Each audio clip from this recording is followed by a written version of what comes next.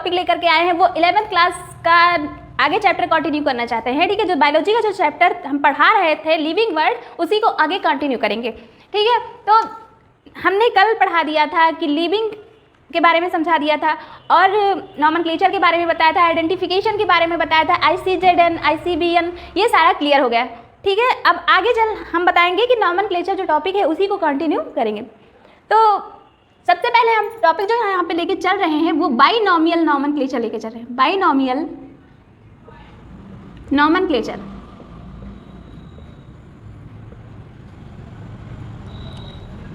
Binomial nomenclature.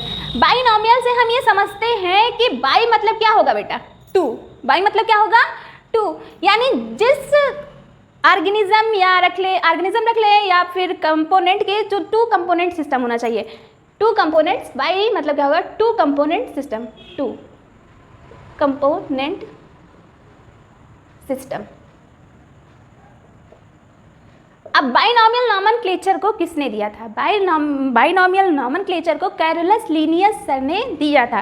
Binomial nomenclature को किसने दिया था? कैरोलस लीनियस सर ने दिया था, ठीक है। इन्होंने टू कंपोनेंट सिस्टम दिया, टू कंपोनेंट सिस्टम दिया।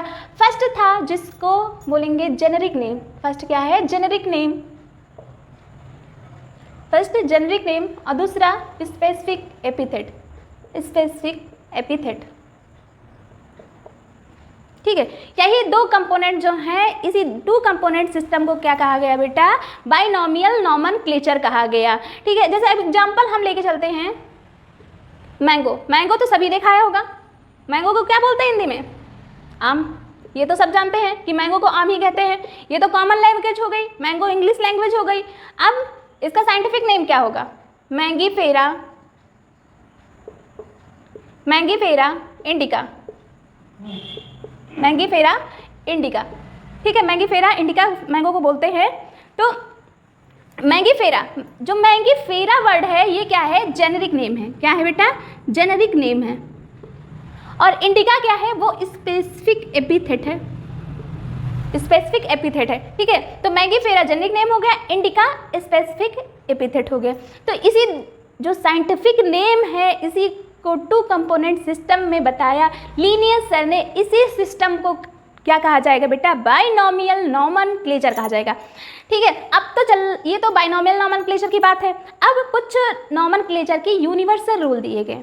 यूनिवर्सल रूल यानी जो सब जगह वैलिड हो। Other universal rule, other universal rule किसके बेटा? नॉमेनक्लेचर के, नॉमेनक्लेचर के, नॉमेनक्लेचर के, ठीक है। तो सबसे पहला रूल क्या कहता है?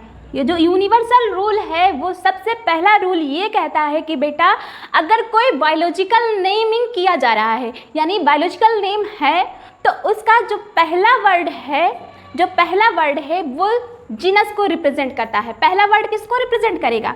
बायोलॉजिकल नेम में पहला वर्ड, जैसे अब ये मैंगीफेरा ही ले लेते हैं, तो ये क्या है? पहला वर्ड क्या है? जीनस है। और दूसरा वर्ड क्या रिप्रेजेंट करेगा? स्पीसीज को रिप्रेजेंट करेगा।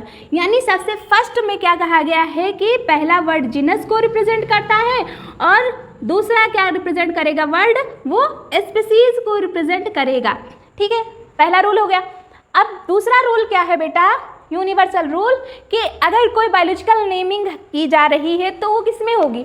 जनरली किस में होगी? लैटिन में। जनरली उसे किस में बोला जाएगा? लैटिन शब्द में। और लिखा किस में जाएगा?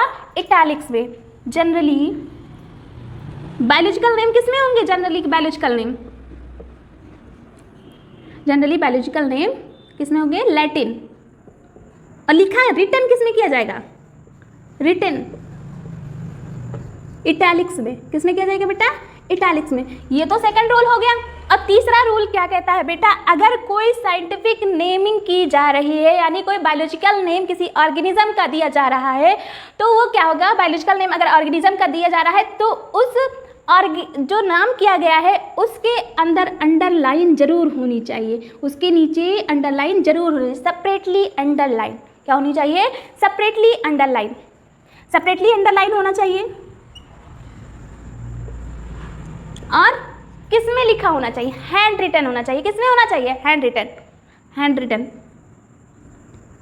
हैंड रिटन, ठीक है।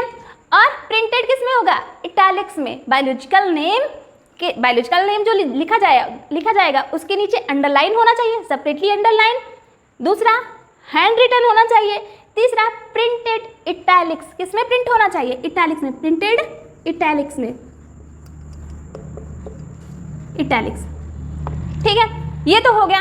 अब क्या कह रहा है कि चौथा रूल क्या कह रहा है कि जो अगर हम साइंटिफिक नेम लिख रहे हैं तो पहला वर्ड तो वो कैपिटल में होना चाहिए। पहला वर्ड किस में होना चाहिए? कैपिटल में। और बाकी का सारा वर्ड किस में होना चाहिए? स्मॉल लेटर में। बाकी का सारा वर्ड किस में होना चाहिए? स्मॉल लेटर में। ठीक है, अब उसके बाद कह रहा है कि पहला वर्ड कैपिटल में, बाकी सारा स्मॉल में। ये तो चौथा रूल हो गया। अब पांचवा रूल क्या कह रहा है बेटा? पांचवा रूल ये कह रहा है कि अब आपने अक्सर देखा होगा कि मैंगीफेरा इंडिका लिखा है तो उसके पीछे क्या लिखा रहता है बेटा? लिन। क्या लिखा रहता है? लिन। अब पांचवा रूल यही कहता है कि ये लिन जो है, लिन साहब, ये क्या है? लिन साहब ने इस इंडिका स्पीसीज को खोज की थी। जो लिनियस साहब हैं उन्हीं ने ये इंडिका स्पीसीज की क्या की थी? खोज की थी। तो इसीलिए ये जो लिनियस है, यहाँ पे लिन लिखा है, इसका मतलब ये किसको रिप्रेजेंट कर रहा है? अथर को। किसको? अथर को, जो मतलब जिसने स्पीसीज को क्या किया है बेटा? डिस्कवर्ड किया है, जिसने इस स्पीसीज का डिस्कवर्ड किया है। ठीक है, सबको समझ में आया होगा कि जो यूनिवर्सल रूल हो उसमें सबसे पहला जो रूल है वो पहला वर्ड किसको रिप्रेजेंट करेगा? जिनस को। सेकंड वर्ड किसको रिप्रेजेंट करेगा? स्पीसीज को। दूसरा रूल क्या है कि जो भी बायोलॉजिकल नेम है वो किस में लिखे, मतलब कहते हैं लैटिन में, और लिखा किस में होना चाहिए? इटैलिक्स में। तीसरा क्या है कि जो भी बायोलॉजिकल नेम लिखा जाएगा उसमें क्या होगा? सेपरेटली अंडरलाइन होना चाहिए। क्या होना चाहिए? सेपरेटली अंडरलाइन होना चाहिए। ठीक है, हैंड रिटन होना चाहिए, प्रिंटेड इटैलिक्स में होगा। अब पांचवा रूल क्या कहता है बेटा? अगर लिन लिखा है तो लिन किसको रिप्रेजेंट कर रहा है? लिन किसको रिप्रेजेंट कर रहा है? अथर को, यानी जिसने उस स्पीसीज को डिस्कवर्ड किया है उसी का नाम होगा।